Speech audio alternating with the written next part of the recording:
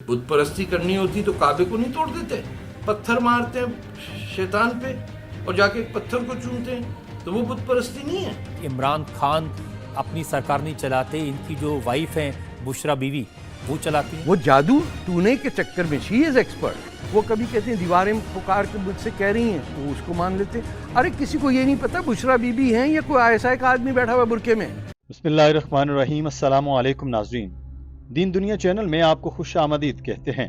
नाज़रीन, शायर इस्लाम का मजाक उड़ाने वाला गुस्ताख इस्लाम नाम निहाद सहाफ़ी और मुसन्निफ तारिक फ़तेह अब नहीं रहा। 73 साल की उम्र में कनाडा में अज़ियतनाक और दर्दनाक शब-ओ-रोज़ के बाद मलकुल मौत ने उसे आ लिया। कैसी इबरत की बात है कि मरने से पहले उसका जिस्म सूख कर कांटा हो चुका था। जिस तवाना जिस्म के साथ लहक लहक कर इस्लाम मुखालिफ बातें करता था, उसको हिलाने से भी कासिर था। बेइंतहा और बेतकान बोलने वाली उसकी जबान ने भी उसका साथ छोड़ दिया। हाथों और पैरों में जान नहीं रही। उसका साजिशें सोचने वाला दिमाग आखिरी वक्त तक सिर्फ यही सोचता रहा कि कैसे वो इस अजियत से छुटकारा हासिल करे जो उस पर शायद अज़ाब इलाही बनकर नाजिल हुई थी। सारी उम्र जिन गैर मुस्लिमों के साथ मिलकर इस्लाम के खिलाफ साजिशें रचता रहा और इनको अपने साथी करार देता था, आखिरी वक्त में कोई उसके साथ नहीं था। और ऐसे लोगों की सोहबत भी उन्हीं जैसी होती है। तो एक और गुस्ताख रसूल सलमान हैदर इससे मिलने चला गया। दोनों के चेहरों पर फटकार देखकर लोगों ने कानों को हाथ लगा लिए। कुरान पाक में इरशाद फरमाया गया कि वो अल्लाह के नूर को अपने मुंह से बुझा देना चाहते हैं, लेकिन अल्लाह अपने नूर को कामिल करेगा, अगरचे काफिरों को ये नागवार हो। और ऐसा ही तारिक फतेह के साथ भी हुआ, जिसने इस्लाम को दुनिया के लिए कैंसर करार दिया था। कैसी इबरत की बात है कि वही शख्स खुद कैंसर के मर्ज के बायस हलाक हुआ। बेशक अल्लाह ताला दुश्मनान इस्लाम को इबरत से दो चार करता है। बांग्लादेश की बदनामे जमाना गुस्ताख मुसन्निफा तस्लीमा नसरीन और गुस्ताख सलमान हैदर के अलावा कोई उससे मिलने भी नहीं गया। तन्हाई के शिकार होकर ये मलून अपने अंजाम को पहुंचा और बगैर कहे दुनिया को गवाही दे गया कि इस्लाम के गुस्ताखों के कोई साथी नहीं बना करते। और इससे भी बड़ी इबरत की बात यह है कि उसको कनाडा के किसी भी कब्रिस्तान में दफनाने की इजाजत भी नहीं मिली, तो इस मलून की फैमिली ने इसको हिंदू रस्मों रिवाज के मुताबिक जलाने का फैसला किया। जिंदगी भर इस्लाम और मौलवियों को कोसता था, तो कौन सा मौलवी उसकी नमाज जनाजा पढ़ाता, उसको इस्लामी रसूम के मुताबिक दफनाता। उसका खानदान भी जाने क्यों इस बात की उम्मीद लिए बैठा था कि उसकी कब्र बनेगी, हालांकि वो तो अपनी जिंदगी में ही मुल्हिद होने का ऐलान कर चुका था। इस शख्स की जिंदगी हमेशा इसी प्लानिंग में गुजरी कि कैसे मुसलमानों को दुनिया में तन्हा किया जाए। मुसलमान मुल्कों से उसको खास तौर पर नफरत थी, और होती भी क्यों ना, उसको इस्लाम के खिलाफ बोलने के ही तो पैसे मिलते थे। तो फिर पैसा फेंक तमाशा देख, उसको इतना घास मगरबी मीडिया ने नहीं डाला जितना हिंदुस्तानी मीडिया ने। वही हिंदुस्तानी मीडिया आज मुसलमानों पर इल्जाम लगा रहा है कि वो तारिक फतेह की मौत का जश्न क्यों मना रहे हैं। उनका वावेला वैसे ठीक भी है, क्योंकि वो तारिक फतेह को इस्लाम और मुसलमानों के खिलाफ इस्तेमाल करते चले आ रहे थे और इसकी हर बकवास को मुकद्दस सहीफा करार देने पर आमादा रहते थे। लोगों के ज़हनों को आलूदा करके नफरत की एक फजा कायम करने में पेश पेश थे। भारत में इस्लामोफोबिया और मुसलमानों के खिलाफ जहरीला माहौल बनाने में इन सब ने तारिक फतेह को ही इमारत की बुनियाद में पत्थर की तरह इस्तेमाल किया था। अब वो इस मलून की मौत पर ओम शांति ओम के नारे लगा रहे हैं। अपनी जिंदगी में तारिक फतेह के बयानात को बुनियाद बनाकर भारतीय मीडिया ने मुसलमानों को इंतहा पसंद साबित किया। उनको भारत से निकालने की तहरीक चलाई, तशद्दुद फैलाया, जेलें भरी, लव जिहाद, ट्रेड जिहाद और न जाने कौन कौन से नाम निहाद जिहाद शुरू किए।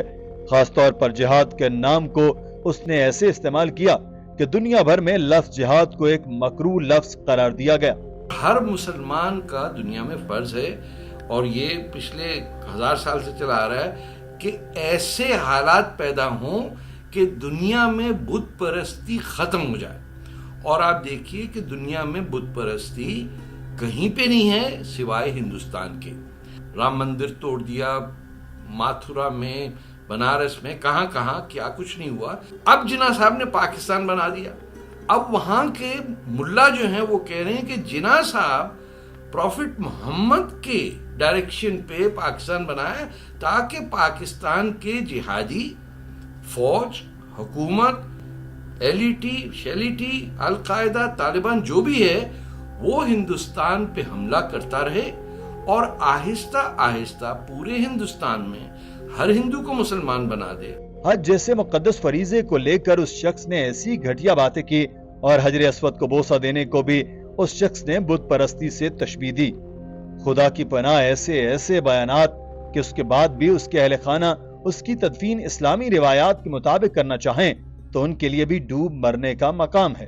بت پرستی کرنی ہوتی تو کعبے کو نہیں توڑ دیتے, پھیرے ہی لگا رہے ہیں نا.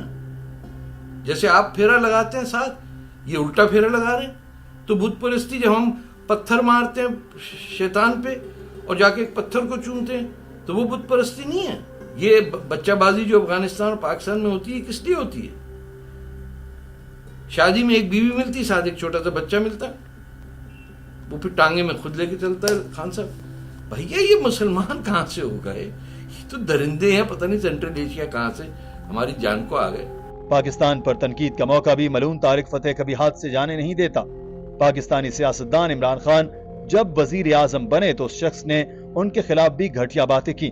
تو کہہ رہے ہیں کہ عمران خان اپنی سرکار نہیں چلاتے, ان کی جو وائف ہیں بشرا بیوی وہ چلاتی ہیں. وہ جادو ٹونے کے چکر میں اس سے متعلق اس نام نہاد اور جعلی مسلمان کے نظریات ہم آپ کو پہلے بھی بتا چکے ہیں کہ اس شخص کا نماز سے متعلق کیا کہنا ہے.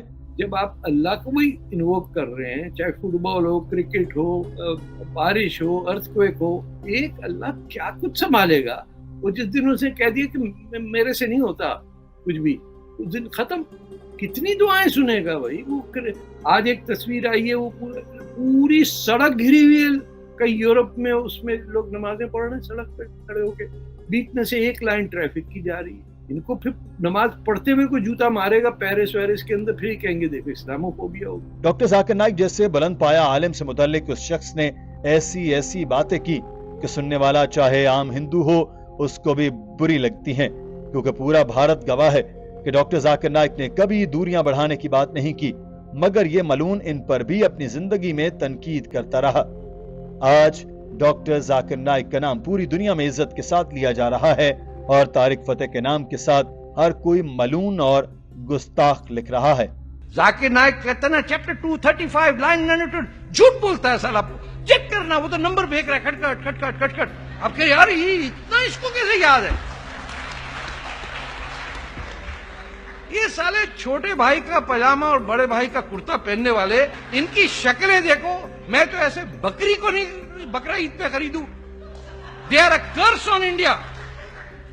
یہ سعودی عربیہ سے پیسے کھانے والے, کوئی جوتا کپڑا شکل خراب ہے آپ کی, آپ کہاں سے آگے اسلام پھیلانے. ناظرین, لائیو ٹی وی پروگرام میں اس ملعون نے حجاب اور اسلام کا مذاق اڑایا. کروڑوں لوگوں نے یہ مناظر اپنے ٹی وی پر دیکھے. عیسائیت کے خلاف ایک بات نہ برداشت کرنے والی تنظیمیں اس اسلام مخالف پروپیگنڈے پر خاموش رہیں. یہ کون آ گئی ہیں محترمہ, آداب بجا لاتا ہوں. یہ حجاب مردوں کے لیے بھی ہے نا. بھارت نے جب کشمیر کی خصوصی حیثیت کا آرٹیکل 370 ختم کیا تو انہوں نے پہلے ڈاکٹر ذاکر نائک سے حمایت کے لیے رابطہ کیا. صاف جواب ملنے پر طارق فتح ملعون جیسے گھوڑے کو ہی لگام ڈالی اور اس سے ایک پورا انٹرویو کرا دیا جس میں اس نے نہایت مذاق خیز انداز میں بھارتی حکومت کے اقدام کا دفاع کیا اور اس پر احتجاج کرنے والے ملکوں خاص طور پر پاکستان کا بہت ہی مذاق بنایا. اسی نشست میں بھارت کو پاکستان پر قبضے کی بے شمار مرتبہ دعوت دی گئی. بھائی 3 صبح کی اینک پہن کر بولنے والے کسی شخص کو آئینہ دکھایا جائے تو اس کے پاس جواب نہیں ہوتا. بھارت کے راگ گانے والا طارق ملعون جب پاکستانی ٹی وی شو میں آیا تو پھنس گیا. پاکستانی معروف صحافی ہارون رشید نے 1 منٹ سے بھی کم وقت میں اس کو ایسا جواب دیا کہ پہلے بغیر سانس لیے بولنے والے طارق ملعون کو ایک جواب نہیں آیا. کوئی حد ہوتی ہے یار ہمکانہ گفتگو کی. دیکھیے گزارش یہ ہے کہ اپنی بات مکمل کریں اور دوسرے کی سنیں. بیچ میں آپ تانا زنی کرتے ہیں. کراچی میں فوج کیوں بیٹھی ہوئی ہے؟ آپ کی ساری ریاستوں میں فوج بیٹھی ہوئی ہے. 256 ڈسٹرکٹس میں پرابلم ہے. ہمارا ایشو نہیں ہے, وہ آپ کا اپنا ایشو ہے. گزارش یہ ہے کہ وزیرستان کی انہوں نے بات کی, جو ٹیررسٹ پیدا ہو رہے ہیں وہ تو پاکستانی آبادی کو ٹارگٹ کر رہے ہیں, آپ کو تو نہیں کر رہے. اور بے شمار ریکارڈ موجود ہے کہ آپ ان کی مدد کر رہے ہیں. بلوچستان میں آپ مدد کر رہے ہیں, मनमोहन सिंह को इसका एविडेंस दिया गया, यूसुफ रजा गिलानी ने दिया शर्म उश-शेख में। कैसी आप बातें करते हैं? कोई लॉजिकल बात करें यार। दोस्तों, तारिक फतेह की जिंदगी से मुतालिक कोई एक मुस्बत बात ढूंढने से भी नहीं मिलती। जो काम दहाइयों से आरएसएस, बजरंग दल और शिवसेना जैसी हिंदू इंतहा पसंद तंजीमें नहीं कर सकी, वो इस मलून ने बड़े शातिराना अंदाज में कर दिया। गैर मुस्लिमों ने भी इसको हाथों हाथ लिया और हीरो बना दिया। इसका मकसद सिर्फ इस्लाम को नीचा दिखाना था। ये मुसलमान बादशाहों की मन घड़त तारीख पेश करता था, हिंदुस्तान को अपना बाप और पाकिस्तान समेत तमाम इस्लामी ममालिक को अपना दुश्मन गर्दानता था। इसके नजरियात की बात करें तो भारत की जी न्यूज ने फतेह का फतवा के नाम से जो प्रोग्राम शुरू किया था, उससे वाज़ेह हो जाता है कि वो सिर्फ और सिर्फ इस्लाम को इंतहा पसंद मजहब के तौर पर पेश करने का काम करता था। ये शख्स हरगिज मुसलमान नहीं है, बल्कि वो तो रसूल अकरम सल्लल्लाहु अलैहि वसल्लम की शान की गुस्ताखी करके मुर्तद हो चुका था। खुद को मुसलमान जाहिर करता था ताकि सेकुलरिज्म के झांसे में फंसे मुसलमान इसको अपना हमनवा समझते रहें और ये मजीद मुसलमानों को फांस कर अपना जानशीन बनाता रहे। यानी इसकी नजर में ये है कि आप इस्लाम का लिबादा ओढ़कर इस्लाम पर जितने चाहे हमले करें और नोट छापते रहें। नाज़रीन, आज की वीडियो के बारे में आपकी राय क्या है? कमेंट सेक्शन में जरूर आगाह कीजिएगा। अपना ख्याल रखिए। अल्लाह हाफिज।